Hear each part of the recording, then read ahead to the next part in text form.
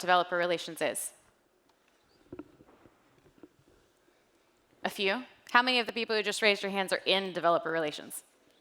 There you go. OK, cool. So I'm in the right place. I'm talking about the right thing. As Katie said, my name is Mary Thengvall. I am a people person, hence all of the slides, the pictures. And a lot of these pictures are taken at events just like this one. So I love connecting people, personally and professionally. I love getting to know new people. I love meeting new people at events. I love meeting up with friends at events.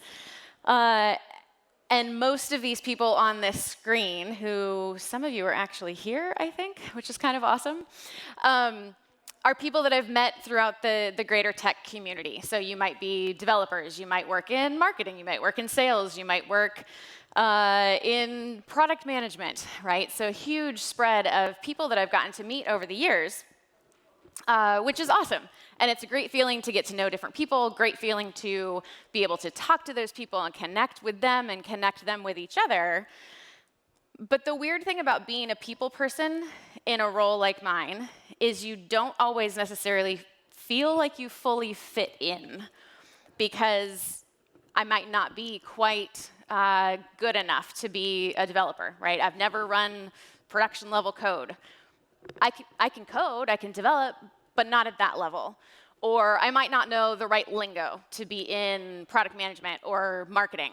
Or I might not have the right title or work for the right company to be considered as someone who fits in those particular realms. And I'm a little bit of a chameleon in that sense, where I fit into a lot of different areas, a lot of different communities, but just don't quite look too closely to say, does she really fit in? Does she really belong in this group? Same can be said for developer relations in a lot of ways. We can fit into a lot of different places, right? We can bring feedback back to the company. We can help influence the product roadmap. We can create content that might be marketing content, might be tutorials, might be code samples, might be code, right? We might be creating SDKs or things like that. But we don't quite fit into product or engineering or marketing or sales or any of those roles. And so again, people kind of understand who we are and what we do, but often wind up misunderstanding that because they don't have that full picture. There we go. Which leads to people saying things like this. And these are actual quotes. These are not things that I made up. I just removed the names of the people who said them to protect the innocent, I guess. But it leads people to think, oh, well, you know, developer relations professionals, dev advocates, you know, you're influencers, right? You're a social media influencer. People apparently think we're similar to Kim Kardashian, which is a new one to me. But it's this idea of, you know, oh, well, we're paid to say it, but you don't actually have any of that experience to back it up. It could also lead people to think that we belong. Jumping ahead, come on, cooperate. I might just use this instead. Maybe. There we go. Might also give people the idea that we have this ability to morph into a lot of different roles or departments without us actually being in that role. So, you know, we're rebranded product marketing. We should be a salesperson. We should be a marketer. We should be customer service or customer success. Not really a software engineer, but kind of one of those other positions or other roles. And the problem with these kinds of statements is, you know the situations where you know just enough to be dangerous? There's a little bit of truth in some of these quotes, but it's definitely only enough to be dangerous. Because at the end of the day, we wear a ton of hats, right? We could be an influencer. We absolutely share good practices, help other people understand why things exist, why different concepts exist, right? Adrian talked earlier about idempotency. Does that mean that she's an influencer for that area? Maybe you could call her that, right? We're talking about, for me in my case at Camunda, educating people on process orchestration, right? Does that make me a process orchestration influencer? Maybe. Depends on what you mean by that word, right? We're also creators. We create code, we create content, whether that's blogs, videos, podcast episodes, GitHub repos, right? But we're creators. We also translate.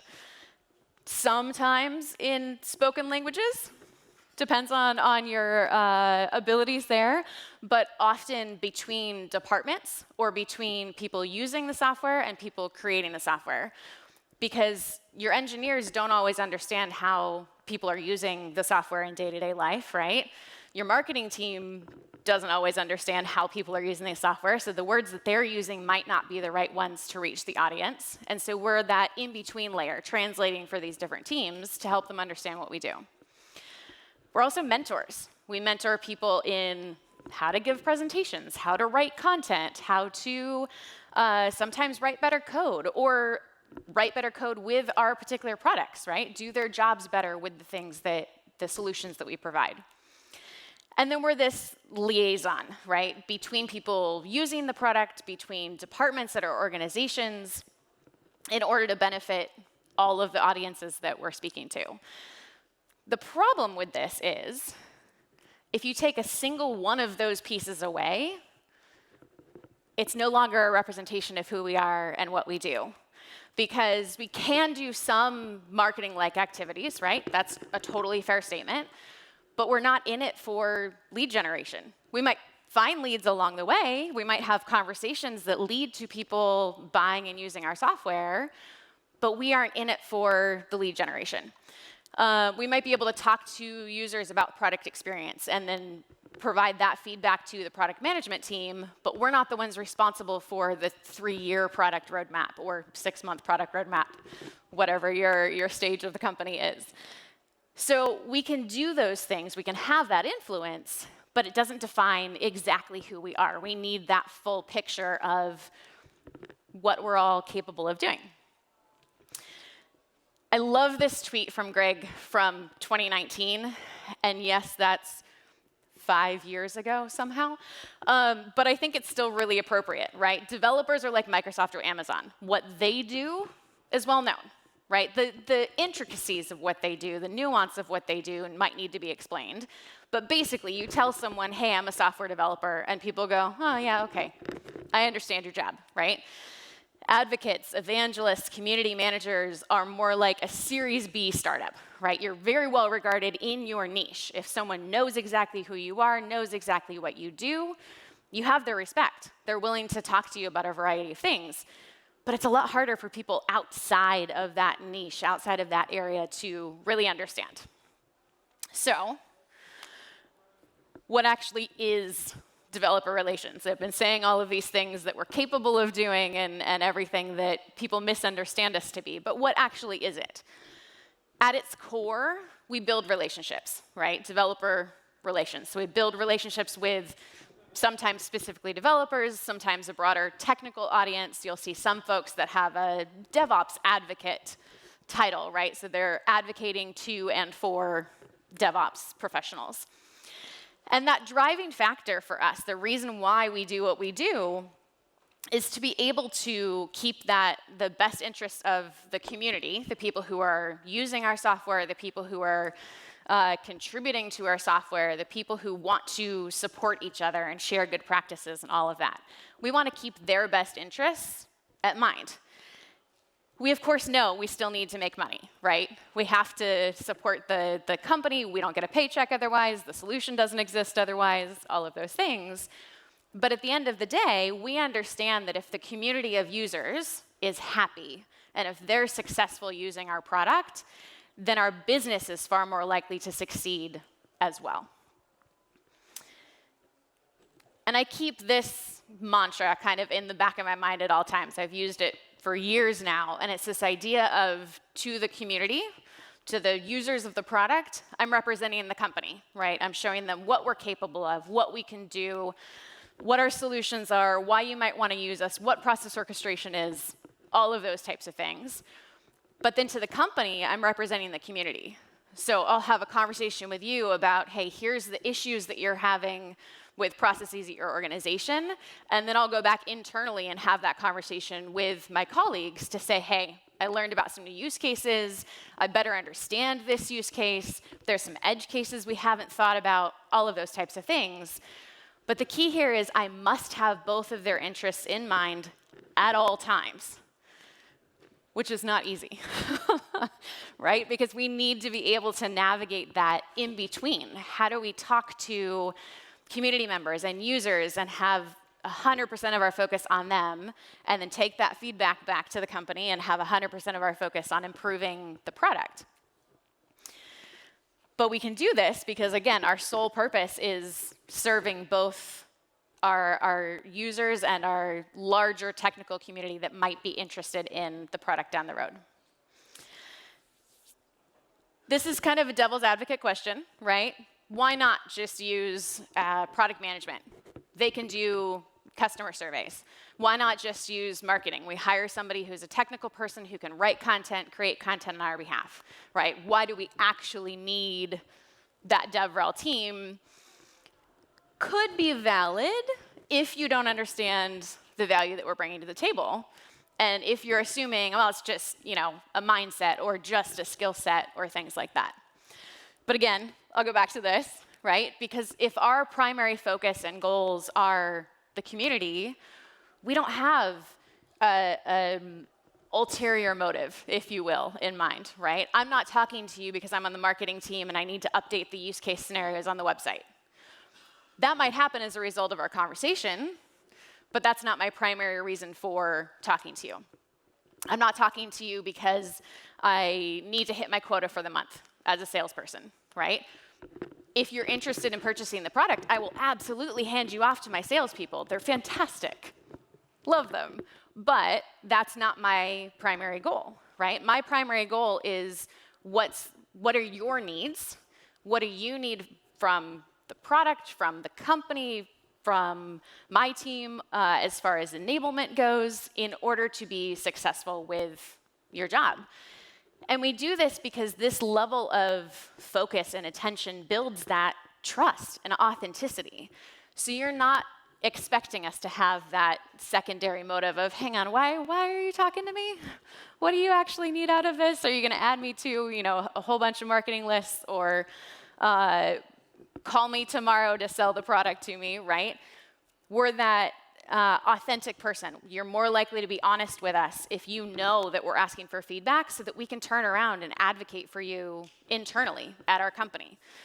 And it's possible for other people to have that mindset as well, right? I happen to work for an amazing company that tends to have that mindset of, we aren't going to, oversell. We're not going to overpromise. We want to make sure we're meeting your needs and you understand the value of what you're getting. But we don't ever have to split those priorities, right? Our priority is our users, is the people who are interested in the topics that we have to talk about and are interested in using our product. And again, we go back to, here's all of the different hats that we wear. But it's not just the external things that we're doing, right? We're not only creating content for all of you, we're also creating content internally to help support our colleagues as they're having technical conversations, or as they're talking through, hey, who's the right audience for this new feature? We're able to provide them with that intel. We're also able to influence the roadmap, influence the product, say, hey, this really, I get what we're trying to do here. It doesn't do what we're trying to do. People aren't using it in that way. We need to change this, right? So we're able to have that influence internally. We're also able to translate that marketing speak, right? So how does our product actually impact people who are using it? How does it actually impact all of you? Rather than, hey, here's something that we think sounds really good and we're going to use it on the website because it's an interesting, catchy tagline, right?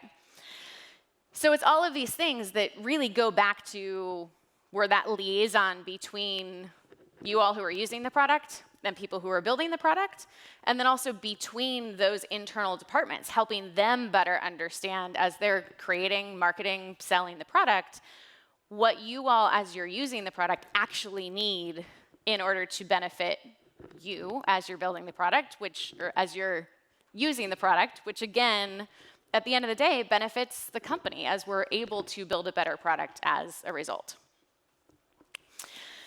So I have a couple requests, because we can do all of those things. There's a lot that we can contribute. There's a lot that we do actively that hopefully you know a little bit more about now.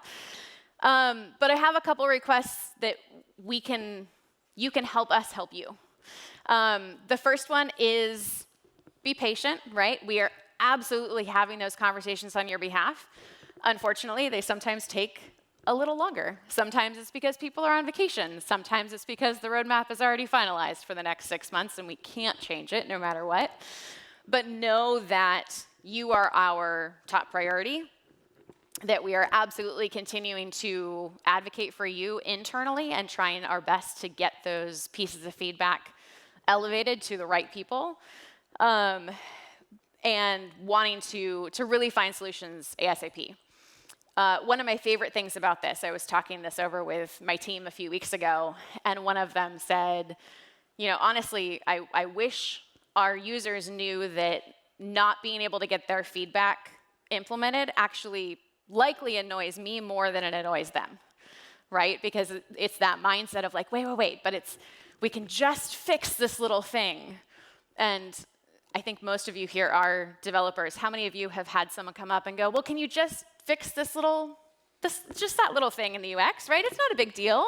It doesn't change all of these things. It doesn't mean we have to take new screenshots for documentation, right? Just that tiny little thing right there isn't always as easy as we think it should be. The second one is recognize that we don't know it all, right? And this is something that I talk about with my team, with other teams. We know a lot, but we also don't know everything, and that's okay. And we want to be able to say, I don't know, let's go find out together, right?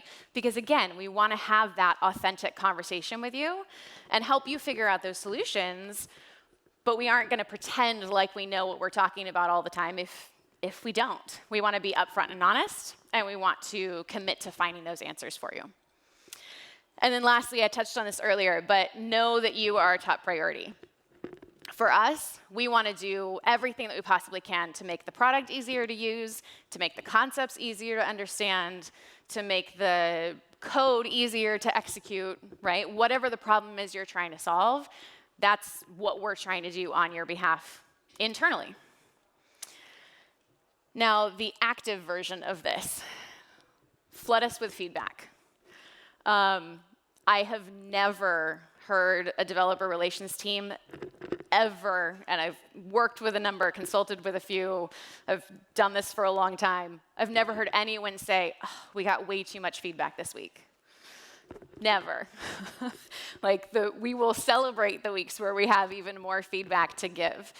So honest, authentic, genuine feedback. We don't want to hear the, oh yeah, your product works fine, if that's not actually true, right? If it is true, great. We'll pass positive feedback along to our engineering team as well, because they love to hear it. But we really want that honest feedback that, hey, this works great, but it doesn't really make, these words don't make sense. Or the product is intuitive, but the documentation isn't. Or I could really use a tutorial on how to do X, Y, and Z, right? Bring us that feedback so that we can do our best to help you out. Which leads me right into tell us what you need. What do you need to thrive in your day-to-day work? And you'll notice I didn't add in your day-to-day work with our product, right? I want to know what you need, right? It could be that my product will help solve that. It might be that, no, it doesn't, but I know someone who works at another company who could help you out. It might be a great idea for a new feature for the product, right? Whether or not it's something that's directly related to what you're doing with our product, if I understand what you need, I'm able to either help find solutions to get you those answers, or potentially build a whole new feature set to be able to add on to what we already provide and even better serve you and the rest of our community. The last one is involve us in conversations. This could be conversations you're having with other people in the tech community, right? Here's the newest programming language we're really enjoying using, and I really wish more companies had SDKs around that. It could be, hey, here's some interesting articles, and I'm wondering how this applies to your product. Could be something else entirely, but whether it's new information to us or pain points or wins that you've had with the product, all of them help us understand you and your needs better, which then, of course, helps us be able to advocate better for you internally. So, quick summary. First of all, DevRel professionals, developer relations professionals, so that could be developer advocates, community managers, community builders, technical evangelists. There's a whole bunch of different titles that all deal with similar types of things. But we exist to empower you to do your best work. That then, of course, leads to improvements to the product, the product being easier to use, the content allowing people to get started faster, all of those things. But at the end of the day, we exist to empower you. Secondly, we do this by advocating for you within our companies. We put people first and tech second. So like I said, if you have issues, needs, things that you're looking at, things that you're curious about, concepts you don't understand, being able to come back to us and say, hey, do you know anything about this particular thing? And we might say, I have no idea. Let's find out together, right? But we prioritize the people and the experiences that you are having first, and then take that feedback internally and address the technology. And then lastly, help us help you. Keep an open line of communication. Talk to us. Again, feedback, conversations you're having, whatever you might need. By having that open line of communication, we're able to serve you better, build a better product, hopefully further the tech industry as a whole. And that's it. Thank you so much.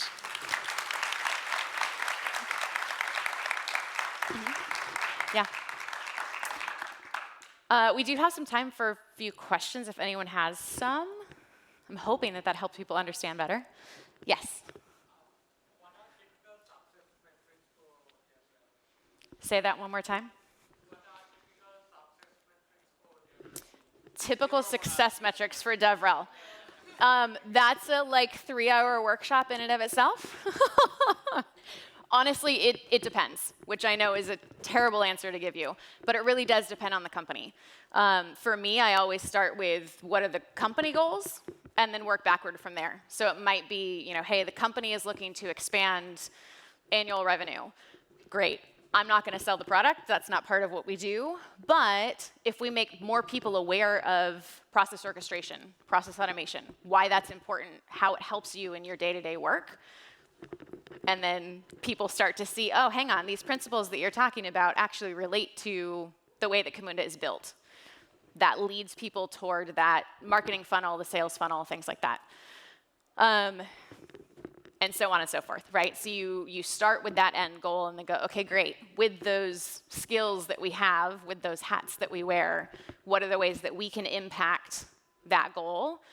And then work backward from there to figure out what our specific team goals are. Someone else? Yes?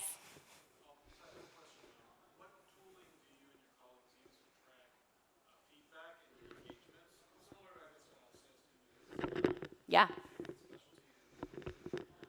That's a great question. He was asking what tool do we use to collect and curate that feedback? We use a couple different things. Honestly, the tool that I still use the most is just a notebook. And I handwrite things down and then go back and type them into my computer and send them out. For conversations we're having online or conversations people are having without us, we actually use a tool called Common Room. It pulls from all of the different public information that's out there about people engaging on our forum, people engaging on GitHub, people engaging in one of I don't even know, they've got 40 or more different signals, places they pull from at this point. And with that, we're actually able to see okay, hang on, this particular topic came up X number of times, right? More than a few quarters ago. A year or two ago at this point, multi-tenancy kept coming up. And that keyword specifically, not even the topics around it, but just multi-tenancy. And so we were able to go back to our product management team and say, hey, I know this is on our roadmap. It's a ways down the road. Are there things that we can do to at least get us closer to that? Because that's something we're seeing people really, really need, and they need it now, right? So we're able to both take the one-on-one conversations that we have and also the larger data set to be able to analyze what feedback we can provide that's going to make the most difference. Anyone else? Yes. What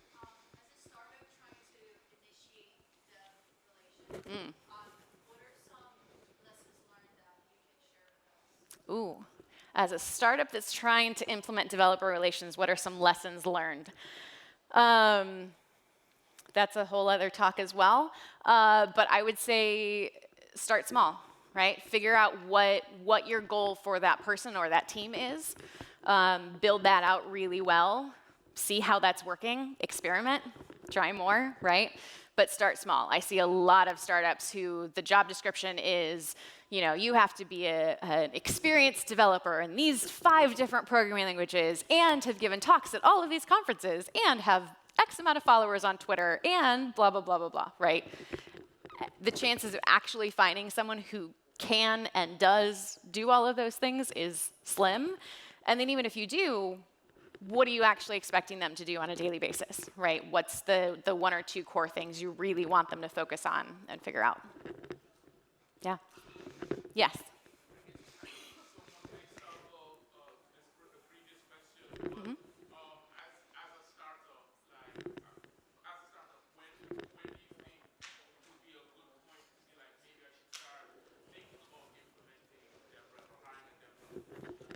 Great question. Yeah. So as a startup, when might you think about implementing DevRel? To me, it's when you hit that point where you go, okay, we kind of need that unicorn person, right? We need someone who can go speak at conferences, but also create content and also has that voice and that desire to work with other people. That's far more on the awareness side of things. There's other folks in DevRel who focus far more on the developer experience side of things. Jeremy Meese is touching on that a little bit later today. But that's far more on the, how easy to use is our documentation? Do we need someone who really that's their mindset is how are the docs? How are they getting started tutorials? Are we talking to our initial users on a daily, weekly, monthly basis to make sure that they're having a good experience? Right, so it's once you get to that point where you go, well, this is kind of product management, kind of marketing, kind of engineering, kind of not any of those 3, right? And you can kind of start to figure out, again, if you go to the end goal of your business at the time and work your way backwards, what are those extra things that could really push to get you to meet those goals that might be a little out of the box as far as your initial typical startup roles are. Yeah.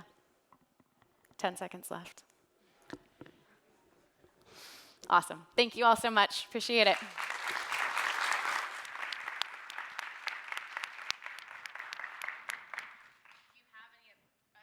Oh, there we go. I was going to say, if you have any other questions, we do have a booth. So come chat with me there during lunchtime.